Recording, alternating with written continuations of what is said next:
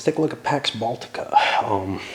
Bit of kind of prequel to my own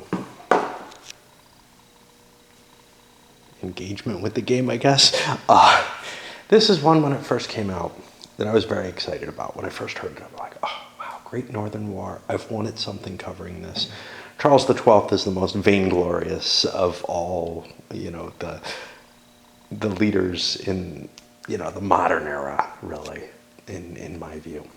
Modern being, say, post Gustavus Adolphus, not just in Sweden, but just across the entirety of the history in that era, and into the modern period as well.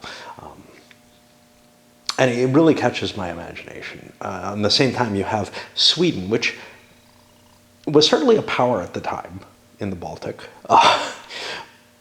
but wasn't really a world-class power. Some people seem to think it is, but it really wasn't, not in the sense that France or England was in terms of the economy that it had available to it.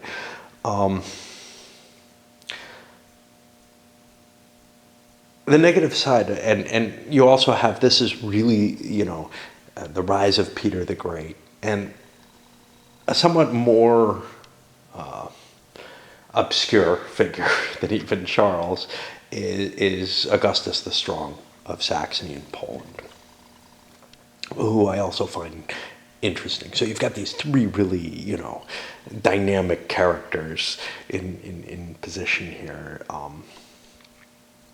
Yet you also have, a situation where, possibly the rise of modern Russia, the history of Poland and its collapse, the fall of Sweden as a power in the Baltic, at least a regional power of great strength. These things all happen here, and Prussia begins to gain some power through it. Saxony, even though they end up on the winning side of the war, is eclipsed soon afterwards. So there's a lot of interest, in me at least, in examining this period and this particular portion of Europe in this period. Because at the same time, you've got Spanish succession going on, which we looked at we looked at the prequel to it not too long ago, and I played No Peace Without Spain and Case of the Catalans, both in the same era, fairly recently, both solo and Case of the Catalans opposed. Not on video, but whatever. Anyway, what does, there's a lot of selling point for it, but there was a big negative. It's a block game. And like most block games, it's a fairly simple representation of the military situation. What kind of intrigued me a little bit was the military side of it, but I tend not to really like block games very much because of their simple treatment. And then they also tend to come with a very high price tag because of the components involved. Yeah. Okay. So I had my eye out for a cheap copy for a while and just never found one I was willing to pull the trigger on, always kind of debating, maybe somebody will come up with something else. And this year, a viewer kindly offered not only this, a couple other games. One is Ben Madison's World War I game. Again, a little iffy on the system, but I've heard some good things about that. And another is the winsome Spawn Continental Divide, which I've also heard some good things about, but it's a little different from some of the winsomes.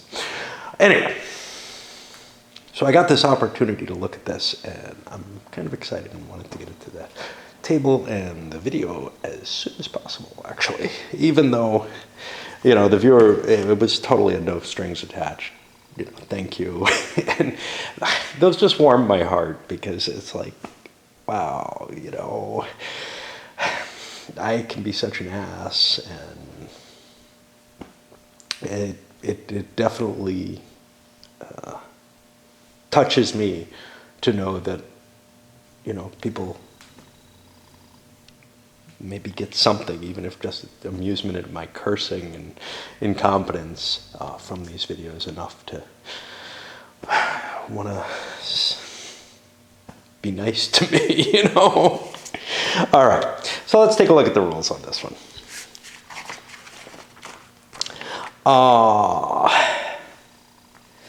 Well, let's look at the components. So it's a standard block game. You got your little strength point markers over here. You got a little bit more information. So there's two types of units, and if, this is actually an army. You have armies and regiments, and regiments in general will not have a full 4 strength on them. You can see here. Here's an army. Whereas armies will, and one way to differentiate, there's a couple things you can differentiate. One way is the regiments will be italicized. The armies will not. That's kind of hard to see. The armies will have a national flag, the regiments will have a regimental flag. It's an area representation for the map. I kind of really like area representations. Block games almost always have them. What else is on these guys? They have their movement allowance over here. They have a quality followed by, see, they basically have 2 qualities. A quality in terms of how fast they fire in the phase, and you'll see that this gives a lot of capability for the designers to differentiate the units and represent their strengths in different ways. But the other number here is their hit number, essentially, and then the number of pips that they have is the number of dice they're going to throw in combat. Numbers on the map. What are these? These are like supply number, forage value. That's basically how many blocks, and hopefully that's armies, that can survive in the area without taking a reduction. You have garrison values, and distinguish between ports and non-ports. If they're blue, they're ports. You have major harbors.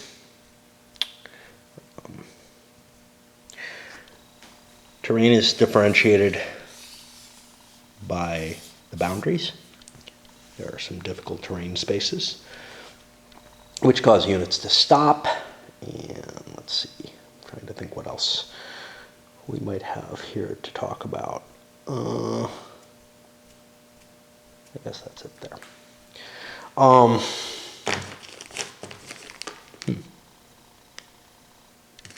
These should be in the military reform box, but I'll just put them there to remind me. You have a number of different nationalities in the game. The Swedes, blue, dark blue. Their opponents, big bad Russians, green. Saxons are going to be gray, including their Polish forces. Now, pro-Swedish Polish forces are going to be completely abstracted away in the game. There wasn't a lot of fighting that involved support by the pro-Swedish Poles, but the Poles fought each other, and that'll be handled through some Civil War rules. You have a lot of turns in this game. The seasonal track, which I got to get a little marker on as well. And I think actually Swedish Attrition is going to have a black marker because you're limited by the number of garrison markers, which are these suckers, the cubes. Yeah, we left some other forces off that I haven't discussed yet. We got Denmark, which is another major power in it. There are some minor allies to the coalition. Prussia, Hanover can come in as one. I'm trying to think if anyone else can. For the Swedes, there are a few allies as well. Holstein Gottorp, very frightened of Denmark, finds itself in the Swedish sphere of influence because of that. The Ukraine, not an area to begin with, but if the Russians, if they can be separated from the Russians, that would be a major coup for the Swedes. The Ottomans, who Charles's campaign seemed to, well, Charles's late war operations seemed to be an attempt to get them in, and they worked, but not too much to Sweden's advantage. Okay. Let's take a look at the victory conditions, because I don't understand them. That'll be in the playbook. I want to understand them better as we look at the rules. We're going to be looking at the Gran Campaign, and each Polish capital is worth victory points. It's bad if you lose part of Sweden proper, which I believe is limited to this area here. That's a big penalty. If Saxony gets Livland, should be up here. Yeah, they're trying. And then what is this? If Denmark controls Holstein, Gottorp, Bremen, Verden, Wismar, and Skane. Wismar's here. I don't know quite what that represents. We'll have to see that. Now, if they own 3 of those 4, that's a penalty of 4 points. The Swedes' main points come off of how bad has this war hit them. They start at 40. If they never have to fight battles, if the war didn't happen, they would win the game with a major victory. They're the masters of the Baltic at the beginning, and it's up to everyone else to drop them down. But as they start losing territories, this is going to reduce, and so their basis is going to get weaker and weaker. And then you add the specific victory points to that replacement point level. The Swedish forces overall are very, very high quality. The European forces, Denmark, Saxony especially, are reasonably good quality. The Russian forces are pretty much piss poor quality. I haven't really looked at the Ottomans. I assume they're not very good, and the Ukrainians are probably pretty damn bad. Just in terms of when they fire and what numbers they need to roll to get hits. I left something out. So there's a couple of other things about the pieces. So the Russians have little stars on their armies. If it's a hollow star, it's a pre-reform army. Once the Russians lose one of their army blocks, or I think it's lose an army block, we'll see, or lose a territory, then they're able to start paying in terms of replacement points for improved units. Now, if those units are just in their replacement pool, they can just pull them off out of the replacement pool, like say this one, and replace it with one of the upgraded units. I don't know if you can see the black star there filled in to indicate it's better. And they'll be paying a penalty in replacement points for every year that it's sitting on the track. It's like put 2 years in advance. At the beginning of the scenario, they're going to have a couple of these. These are old style units, but they're building up their army. And in order to build up their total army capacity, their replacements are reduced. All right. I think that's enough of that. On the victory points and the pieces. Oh, yeah, the other thing on the pieces, right. Armies. Let's see if we can find one. So here's an army. They have this little supply wagon thing. That says if you're stacked with the army, if you have a regiment stacked with the army, the one regiment can eat for free for each of those supply wagons. And that allows you to attach these kind of smaller regimental units to a force without them having a disproportionate effect in terms of the overall cost on the army as a whole. And you'll see the size of the unit is somewhat reflected. So for example, this unit only hits on a 1, but it's an A quality unit. And you'll see how that A quality kind of plays into this. That's kind of new to me. I'm used to simpler block games for the few that I've seen, some of the really old Columbia ones. Triumph and Tragedy has its own little playthrough, and PQ-17, which I kind of looked at but never played yet, has its own complexities as well. But the block games are beginning to get a little deeper in terms of how they're representing forces than they used to. All right, so some of the blocks are royal blocks, and they'll have a little crown on them. If that's eliminated, it's removed from the game and it will never come back. The country will have a truce imposed on it if it's a coalition country. If it's Charles XII, he goes into exile if he's eliminated, and will come back in Sweden. How long does it take? It's based on a die roll, so you don't know, but it'll probably take a couple of turns for him to show back up in your replacement pool, and you can rebuild him. If he's defeated a second time, though, I believe the game is over in an automatic loss for Sweden. It's a 2-player game, even though there's all these countries in it. Okay, so the core of the game turn is going to be this action phase. Let me see if I have a sequence of play here somewhere. Looks like I do. Isn't it? Yeah. So the first thing you're doing in a turn is the players roll off to determine whether, or who gets to operate first and how many operations they get. And then the first player is going to do all the actions that they want. Then the second player does all the actions that they want. So what happens is the person with the most actions has the initiative. They have to go first. There's something of a disadvantage baked into that, sort of. But they have more opportunities to do things.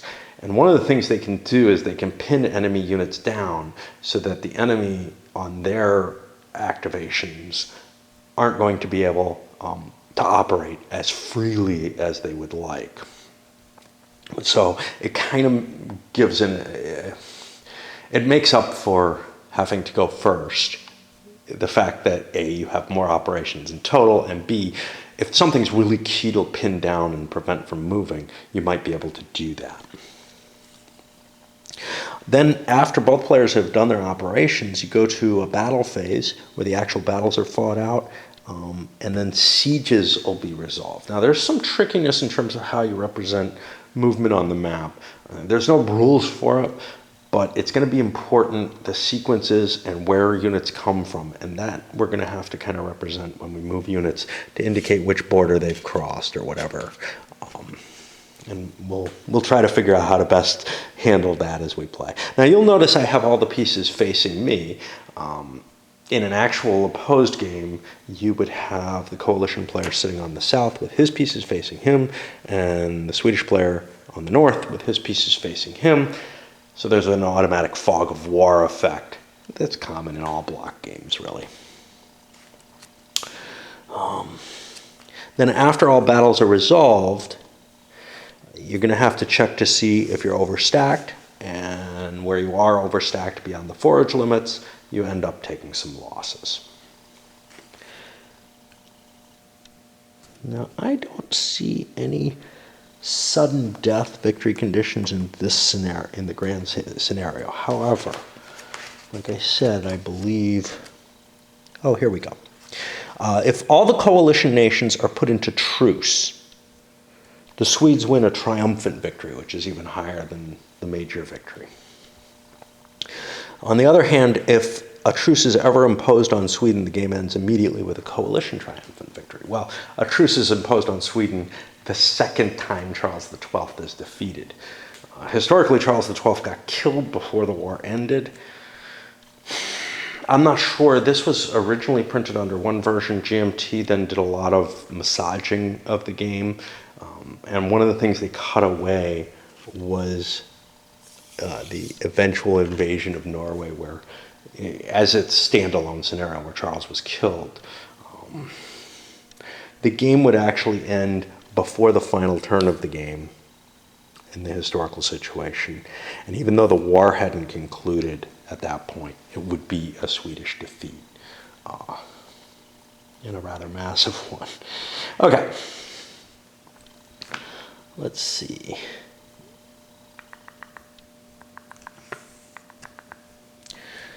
Let's talk about garrisons a little bit more, because I think there's something here about them that I want to see. All right. If your original garrison is destroyed or is defeated and the enemy's there instead, you're going to lose 4 RP if it's one of your nation's original garrisons. So that's another way that the replacement points drop down. What was the first way? Yeah, I don't know.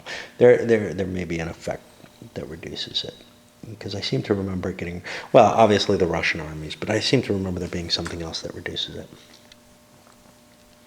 And you can only retreat, regroup, and trace communications through friendly territories, i.e. ones with your garrison, or transit garrisons with no enemy blocks.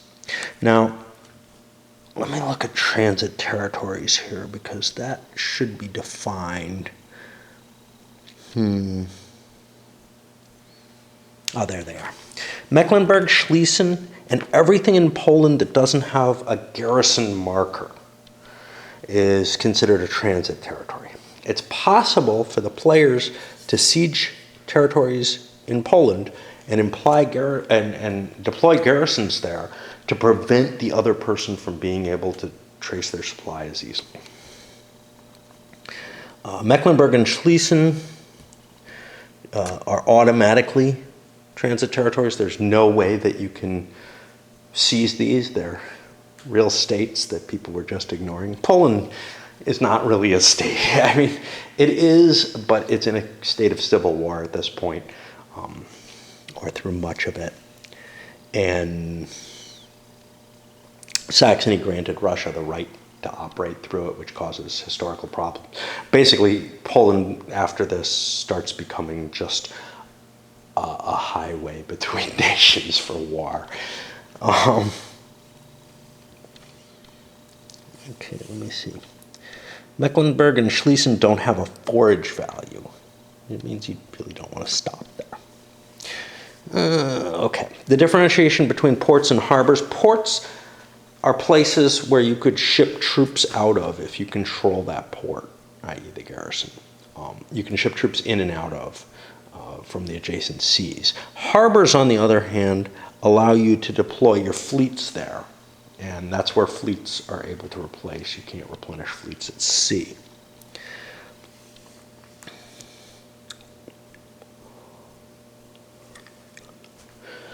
There's the Swedish attrition table here, or track here. Depending on whether or not Swedish forces are in Russia, they'll use one row or the other. Each time the Swedes lose an army block, a marker will move up here, and it will have cost effects on the Swedes, and it'll also have effects on the diplomatic situation on the board.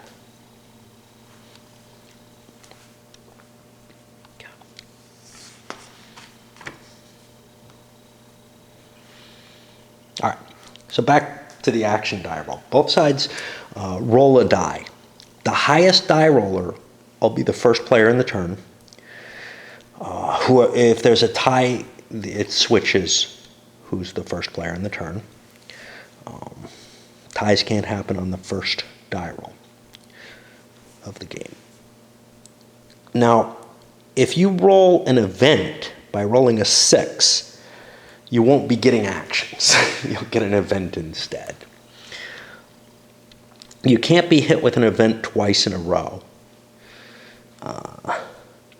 And I have to take a break, I'm sorry. So what about those actions you get? First of all, you get to choose from a set of 5 different options. Reconnaissance is one of them. Hey, you don't know what the blocks next to you are? You can look at them. Costs you 1 action. Now you know what you're facing.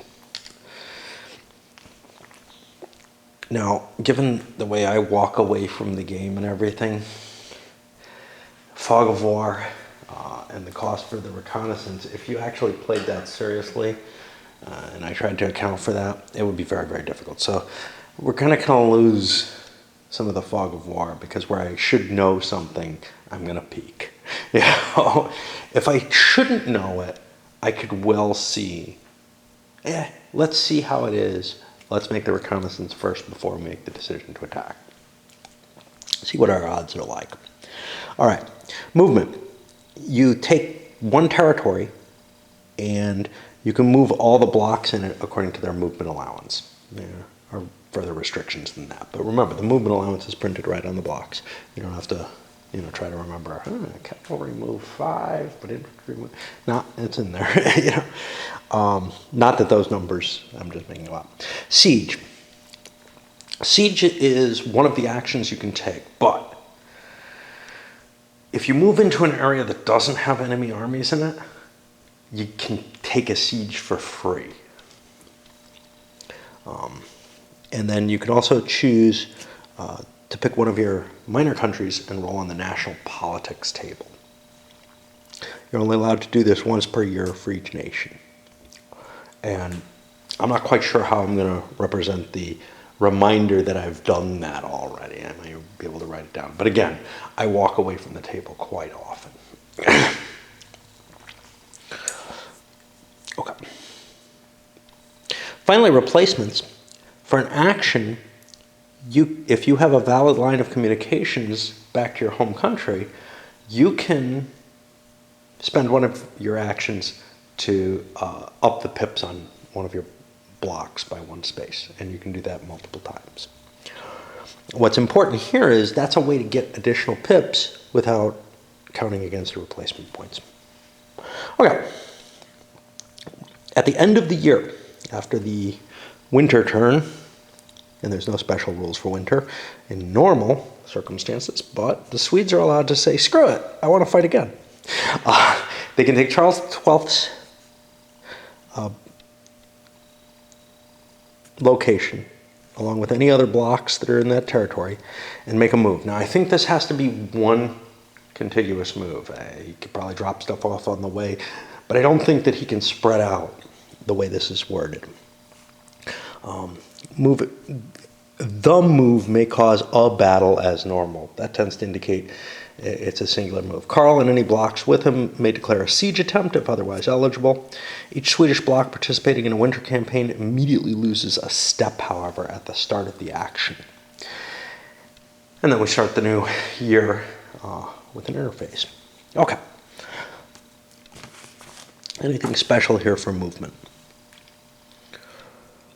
All blocks, including fleets, can pass through friendly, but they have to stop and fight when they move into a territory containing enemy blocks. Control has no effect on movement.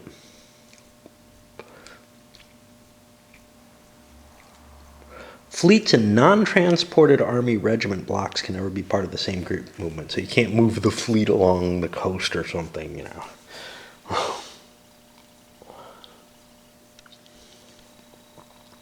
When a group of blocks ends its move in a territory with no enemy blocks, the siege can be immediately declared for free. Some examples. Okay, so there's a limitation to what you can send over a border, though. A normal border, you can send 6 blocks over. A difficult terrain, you can only send 2 blocks over, and you must stop immediately as soon as you cross that difficult border. But you could send forces across different borders. When blocks move into a territory with enemy blocks, they pin an equal number of enemy blocks. The enemy player has to pick which units are pinned immediately at that point. You can choose to move up to 2 extra territories. This can be to attack or join a battle, which is probably why you'd want to do it. But after you complete that movement, you roll a die. And on a 1 through 3, you lose a step for each extra territory that you moved. That seems to be per group rather than on a per block. Nope, it's each block. Sorry. Each block rolls, though, separately.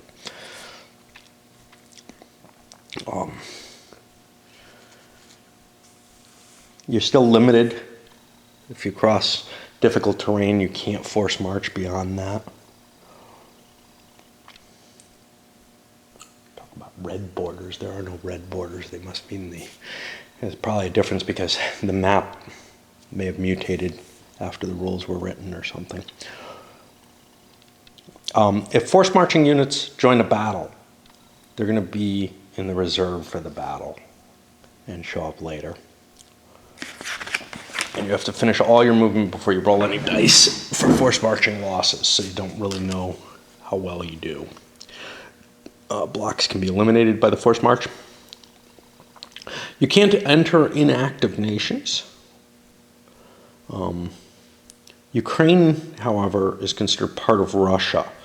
So as long as you could legally enter Russia, you can enter the Ukraine before they're active. Transit territories are not considered neutral. Schlesien, Mecklenburg, Poland, for the most part. Okay. What about battles themselves? So battles are fought after all movements completed. The first player gets to pick where the battles are going to happen before the blocks are revealed.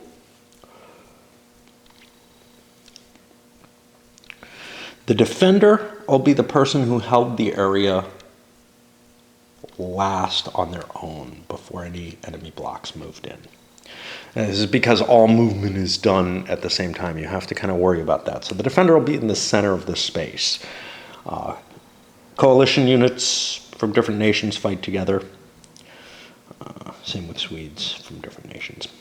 If you're attacked across multiple borders, one border will be the main attack.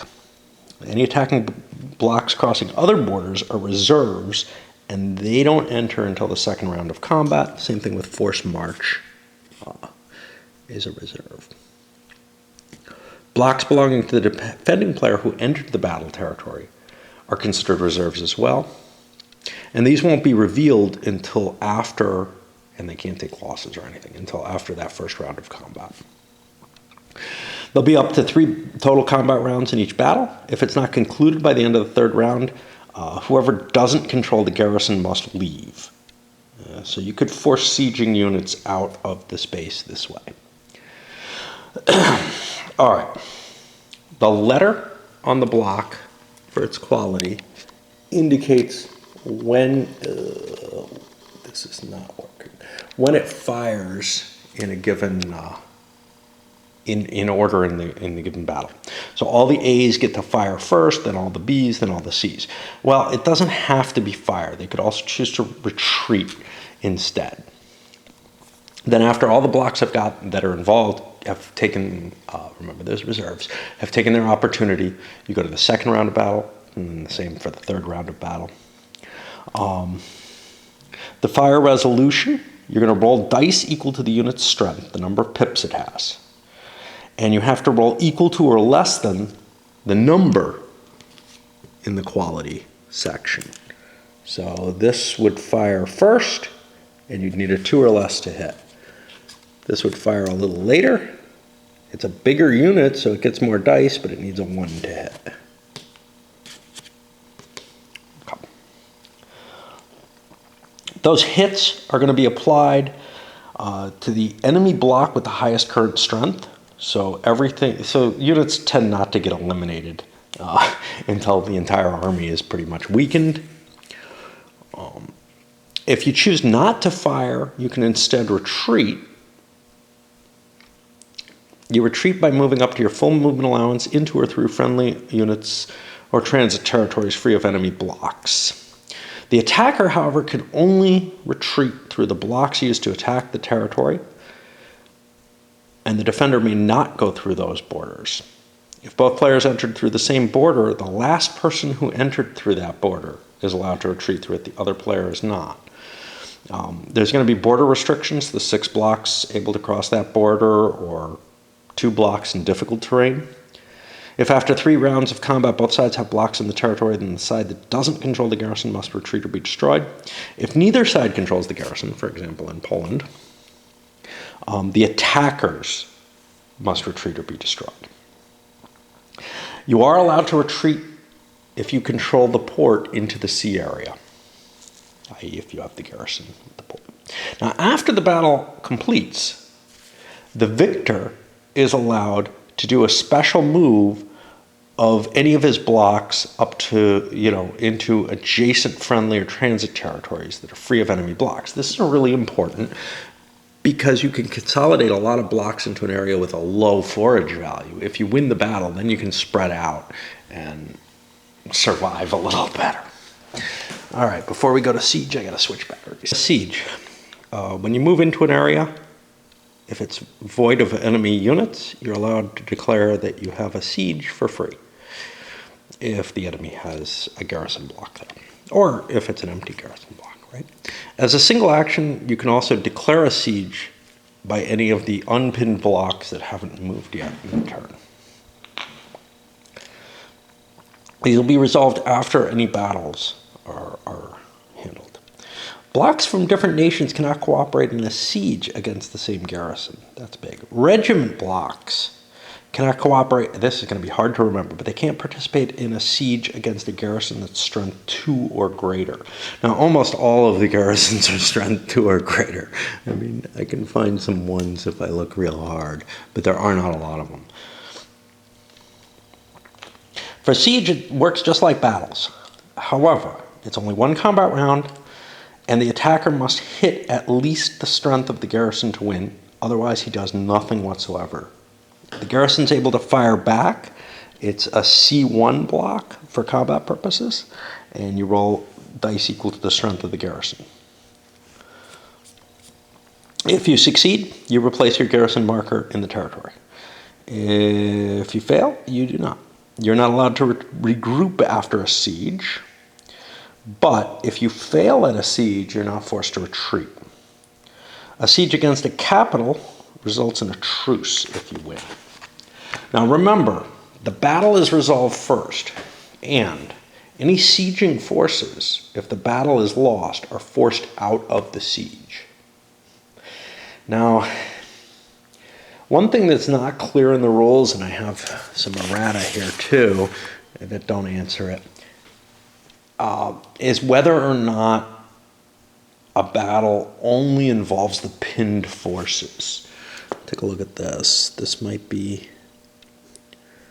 Yeah, so here, if a territory with besieging blocks is attacked, any besieging blocks pinned by the attacker must lift the siege and fight in the battle instead. The battle is fought before resolving the siege, and if the besieging side wins, the siege is still resolved. What it doesn't say is whether or not I can put forces that are not pinned into the battle. And I'm not sure. I'm trying to put an answer to that in my head. Maybe I'll find an answer over on BGG. This being a newer game, it should be there rather than looking on Grogner.com. Foraging. Okay, after all the battles, you check the forage values, and after people are able to regroup.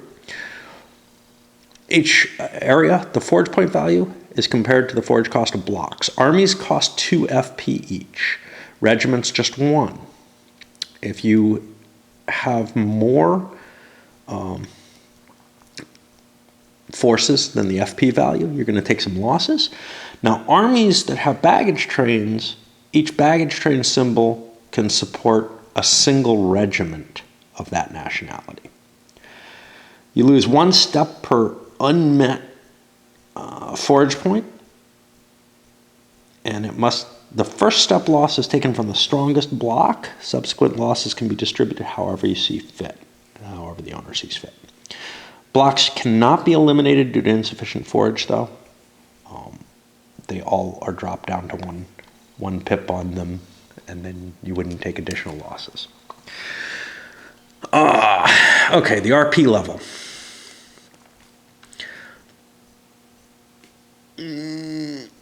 If your garrison is besieged and captured, you lose 4 RP. We talked about that already. If you win it back, you get the lost RPs back. You don't get anything from capturing enemy territory. You're not able to recruit their troops. Okay, how about replacements themselves? Let's take a look.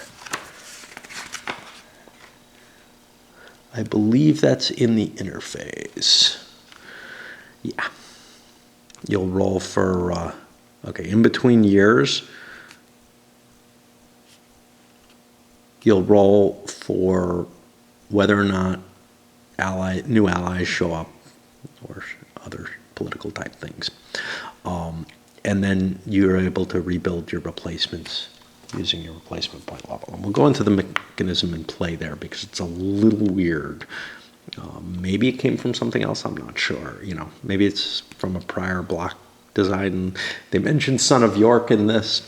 I haven't played that, so I don't know. That one also interested me, but again, block game. Scared of them. Oh no, Hammer of the Scots is the one they mentioned, which interested me less. I think Son of York was block. Okay.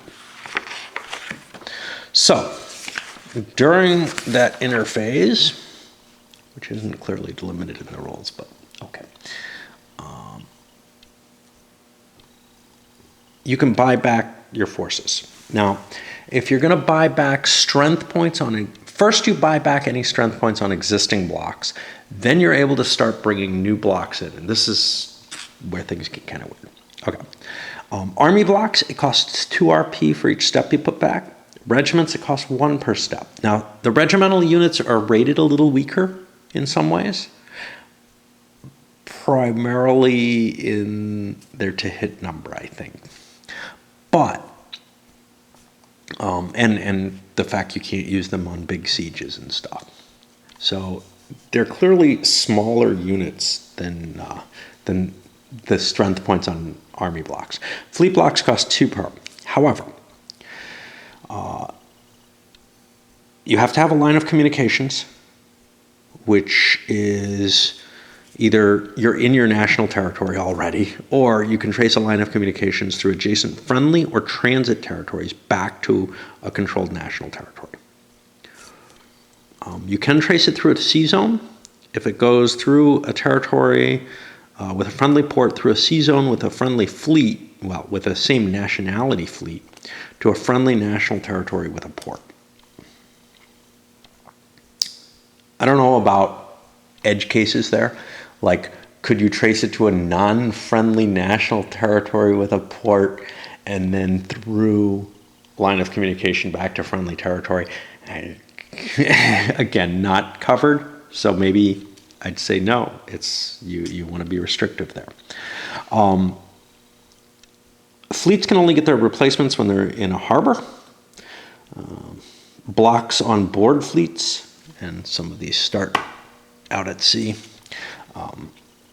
cannot receive replacements. If you don't have a friendly garrison in the space where the replacements are being taken, it's going to cost you double the RP cost. Now, any replacements you take getting actions don't cost you any RPs, but they cost you an action. And a block may receive more than 1 replacement step per turn in this matter. Okay, we talked about the line of communication. All right, great. So I can replace the points I have on the board, but maybe my armies are full. Now what? Here's where it gets interesting. When you want to build a new block, you shuffle your pile of blocks. You have some level of replacement points left, and you pick one. You're going to be buying the first pip of that block, and you have to pay for its first step. Now, let me see what the first step cost is, because I think it's doubled, but I'm not sure. Yeah, the first step of the block is going to be double the RPs, as if it's in a non-garrison space. So, wow, I ended up with an army block, and double, it's going to cost me 4 RPs to build that first step.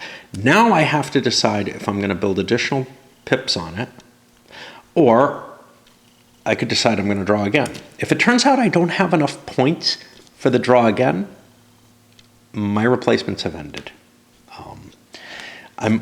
Each block that I bring in, I have to do as many replacements as I'm going to do on it before I draw another block. So there's quite the possibility that you might be in a situation where, well, I could either buy a new regiment, or maybe not, you know. Like I may draw an army and I can't buy it, and you're in that position where you don't know what you're going to get. So it's probably a good idea to have 4 points left, but you might get yourself in a position where you draw a regiment, it costs you 2 of your 4 pips, and maybe it's only a 2 pip regiment. Well, now you could spend your 3rd pip and guarantee that you get to a 2-point regiment, or you could try to draw again and hope you get another regiment and not waste all your replacement, you know, the extra replacement point or whatever. So there's a little bit of, you know, luck involved in what you're going to draw for your replacements there. The new blocks are going to be put according to national deployment restrictions. We should probably look at those. Those are specified per country. And some of them will have red dots on them. For example, this unit, which are only allowed to be placed in specific, well, they have different restrictions on them than the normal national replacements.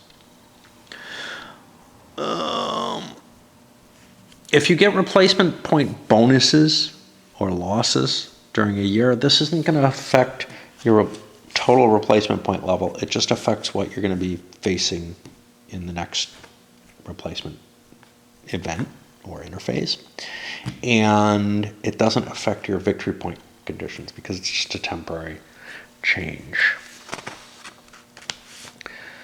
Fleets have a movement of 6. It's written on the counter. It's no big deal, except for Russian fleets, which have a movement of 3. Entering harbor counts as a sea zone. Leaving a harbor counts as your entire action, and you're not allowed to move any further. If you enter a space with enemy fleet blocks, you must stop. You cannot enter non-harbor land territories, and you can't enter enemy-controlled harbors. Sea transport is going to be, you take blocks, move them through a port into an adjacent sea zone that has enough fleets in it to carry the units involved. Loading the blocks counts as that block's entire movement. And you can unload blocks into a territory through a bordering port, even if you don't control the port, i.e. you can throw down a naval invasion and siege at the same time, basically. You can't load and unload a block at the same time. They're both going to be your entire movement. If both players have fleets in the same space, you have a fleet battle, which will work kind of like a land battle, except any fleet block that retreats from combat is placed in any friendly harbor. If you have no friendly harbors left, they're lost. And they go into the replacement pool. You can only rebuild them once you have a harbor. No, they're set aside from the replacement pool. Army and regiment blocks aboard retreating fleets are unloaded into the same harbor territory the fleet retreats to. Now, as far as I can see then, when you do a replacement, you might get a fleet by accident instead of an army.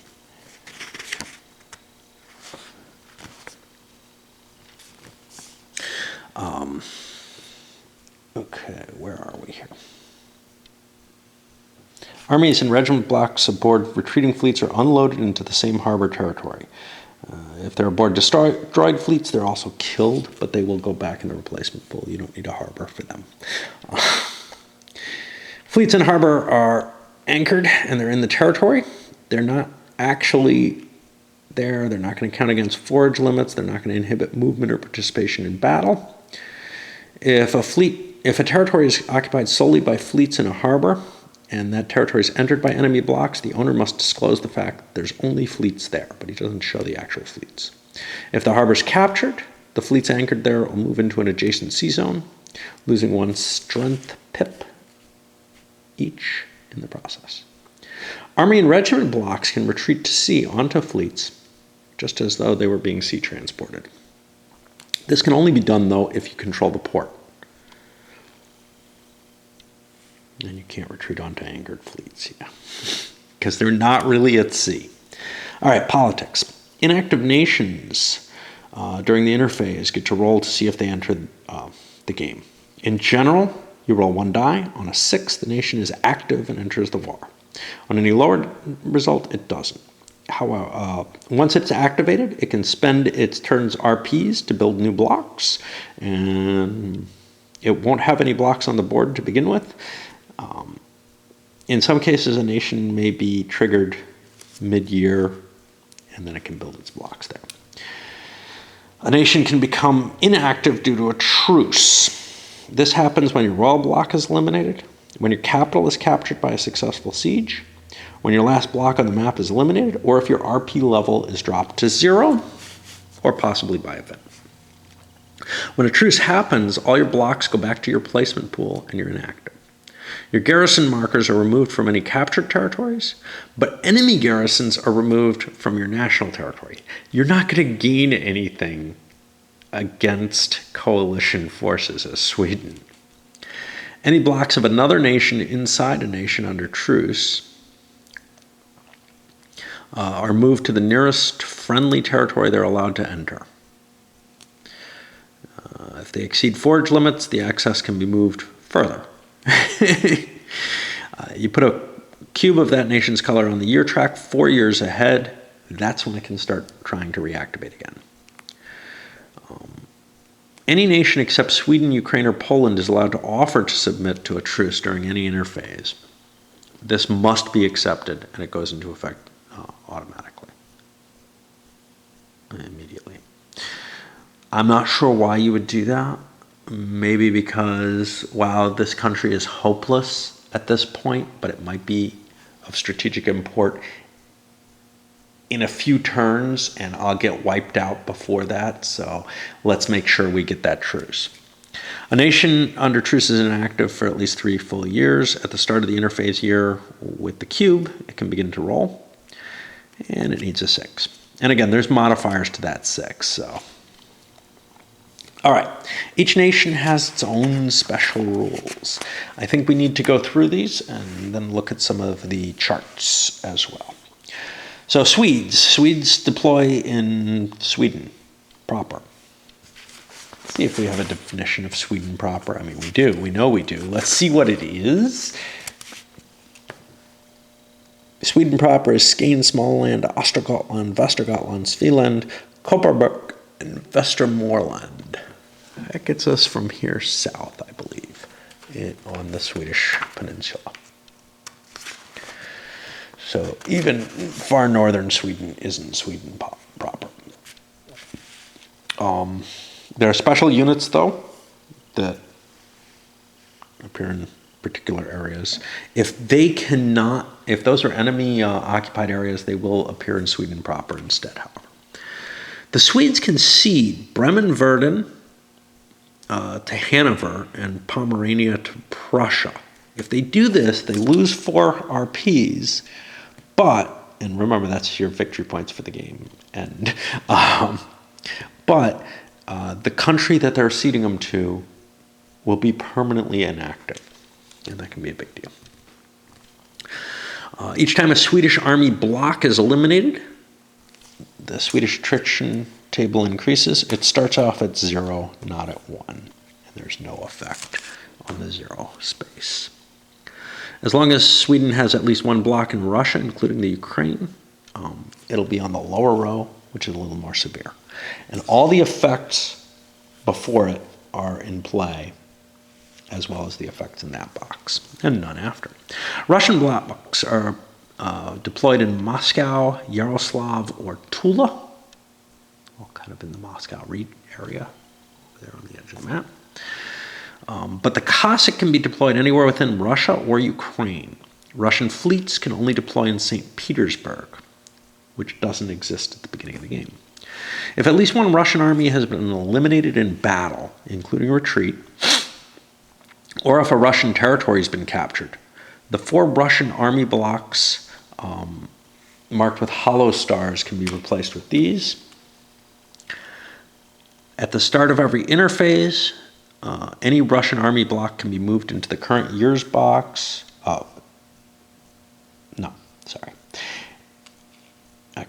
At the start of the following interphase, after the defeat, the coalition player can choose an army to reform. You take the original army block from the game.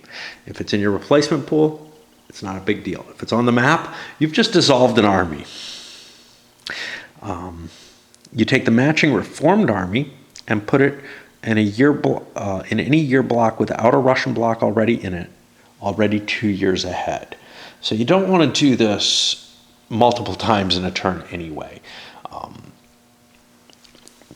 At the start of every interphase, if there's an army block in the current turn, in the current year, it goes into the replacement pool.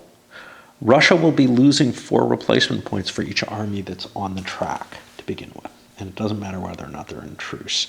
They'll be able to reform the army while they're defeated. Nyen St. Petersburg, up here. If you've watched the EU play, you've seen St. Petersburg attempted to be built there and failed, I think. Okay, Nyen starts as a Swedish garrison with strength 1. The 2 Russian fleet blocks are out of play.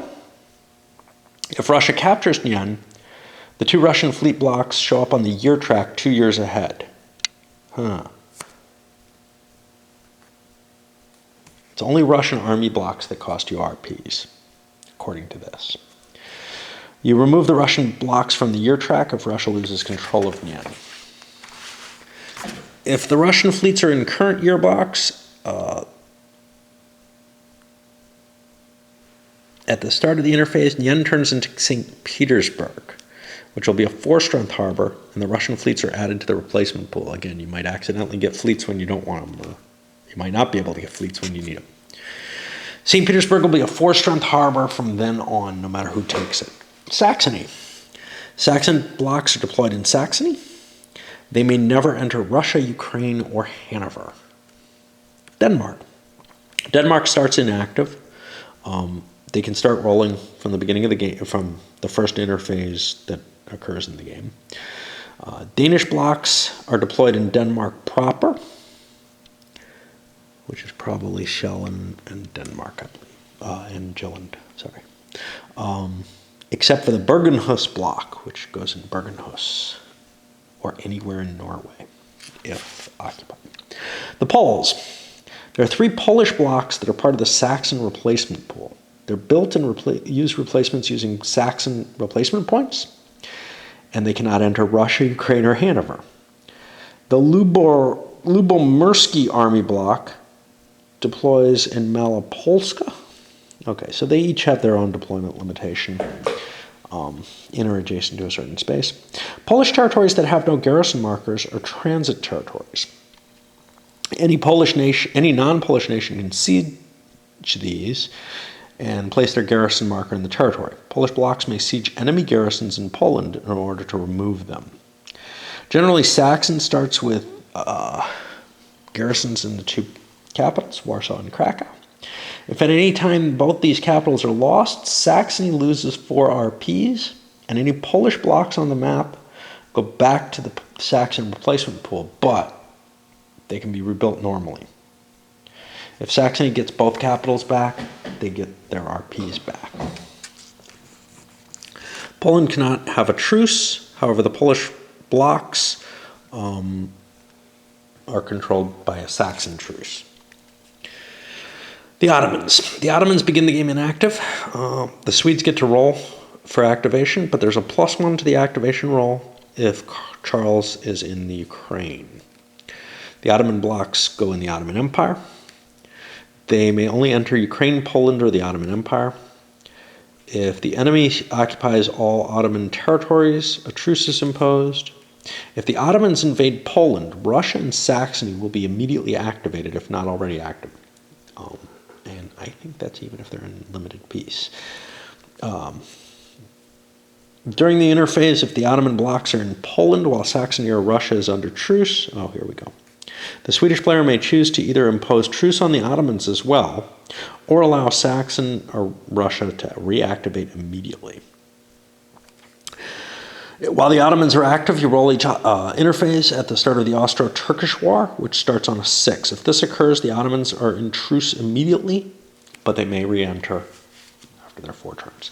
Can this happen multiple times? Not clear.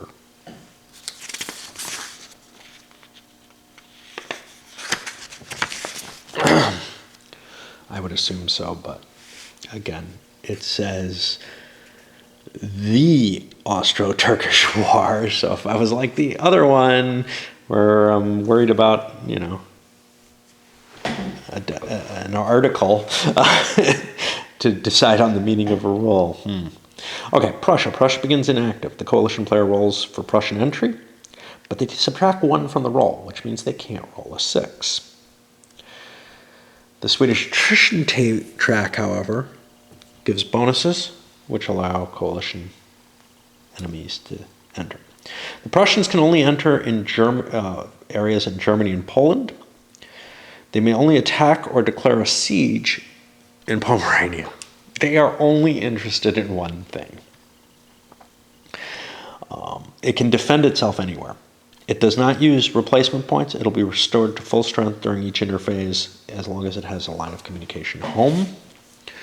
Ukraine. Ukraine is inactive as part of Russia. If Russia is active, the Swedish player can roll for Ukrainian entry. You add 2 to the activation die roll if Charles is in the Ukraine.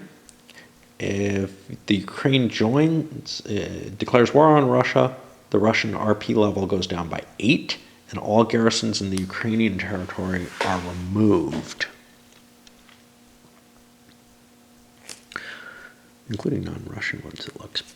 The Mazeppa Bloc, okay, so we've got specific pieces here. If every Ukrainian territory is occupied by the coalition, the bloc deploys during the first interphase when this is no longer the case. The Mazeppa Bloc does not use RPs. It'll restore to full strength as long as it's in the Ukraine. Ukraine rejoins Russia if the Mazeppa Bloc is eliminated or Baturin is captured by a Russian siege. Remember, all the garrisons have been removed, so it would have to be besieged even if it was taken. Russia regains its lost 8 RPs, and Mazeppa is set aside, but Ukraine can be reactivated again. This is a little interesting because it doesn't say that the war with Austria could happen again. It seems like they spell things out, but it's hard to tell whether or not, you know, they mean to be.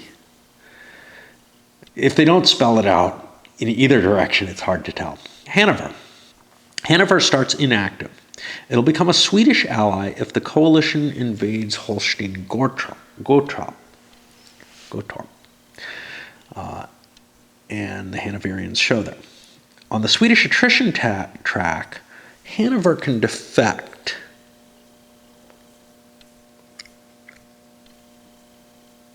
I don't see it. Plus 11.9. So it's this space here. If you're not in Russia and the Swedes have taken enough hits, Hanover is going to defect, and it'll defect to the coalition, but it'll become inactive first, and then can start rolling to reactivate as a coalition ally. Now, it's possible that you can buy them off.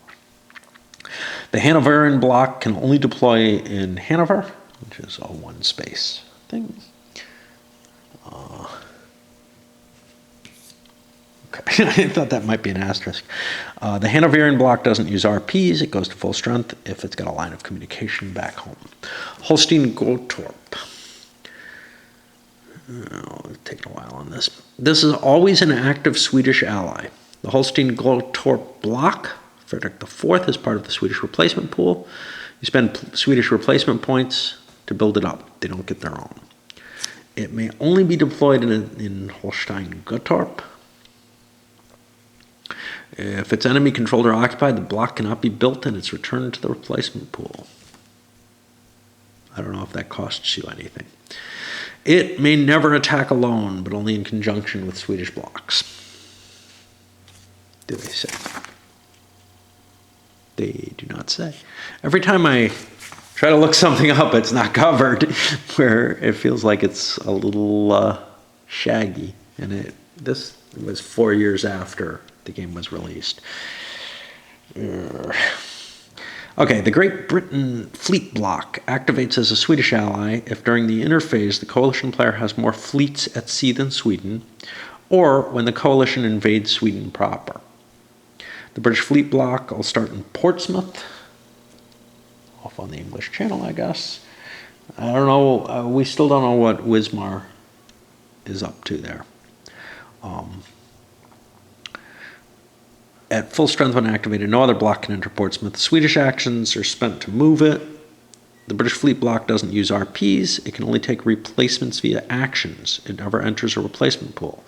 If it's eliminated, England has a truce on it, in which case it shows up 4 years ahead in the year track, and the British fleet will again be available if the conditions are in play. Russian fleets may not enter or move through a sea zone occupied by the British fleet.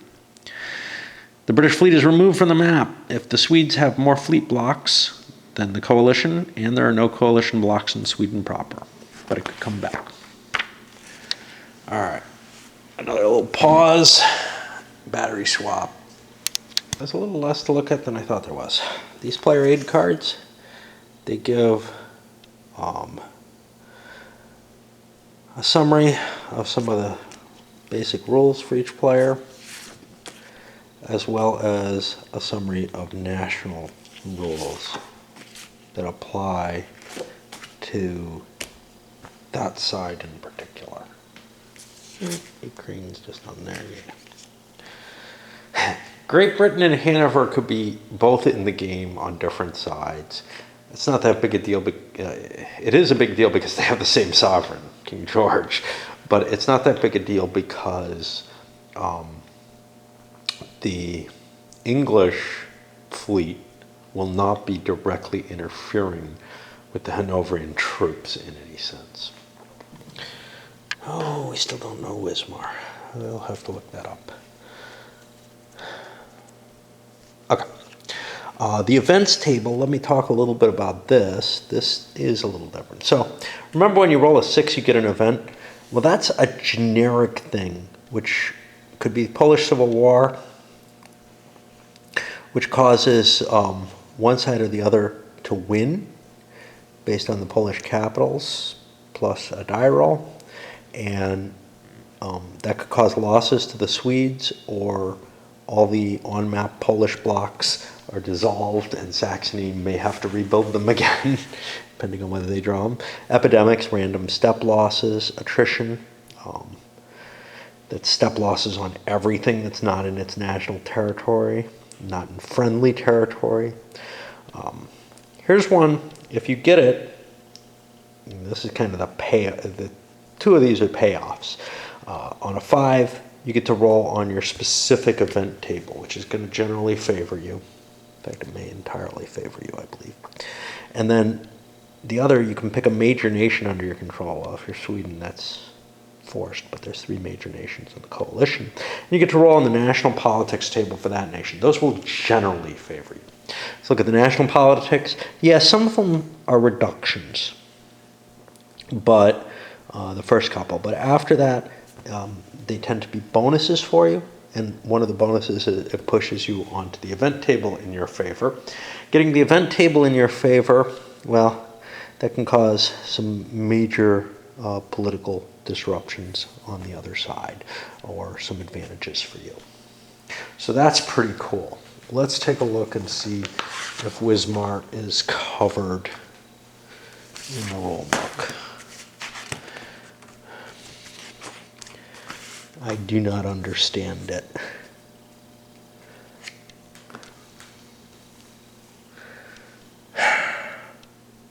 Yeah, I really don't understand it. I don't see it here. It's not being called out at all. So I'm going to stop and keep looking for information on what the hell's up with it. It's got a forge value. It's got an arrow. The arrow makes sense here. This one seems to point to, I don't know, is it just something out here? Is it connected to a sea? Or is it just some random thing that you can't possibly get to? I see it. It's this space here, and because it's too tiny for a block, you put it there. I turned off the camera and just saw it right then. Yeah. Okay. That, I wonder if it's called out anywhere. But yeah, it takes a little bit of looking to see what the hell that's talking about. That's it for the rules and the introduction. I'm looking forward to giving it a shot. We'll talk about one of the components. Gmt Dice. Now these are fantastic, big, hefty dice. Really nice and everything. But I don't like rolling such big dice. So I'm going to pull these out. There's an advantage to using these suckers. I got more colors. 2 colors might seem to be enough, but it may not be. The way the combat resolution goes, I'm not sure how many dice and how many different colors I'm going to need. Like an A1 is differentiated from an A2. And the pips are the number of dice that I need. So I may need a lot of different colors of dice. We'll just play it by ear to see what we come up with. All right, let's send this up. And probably tomorrow we'll start, but I don't know. Might start today. Who knows?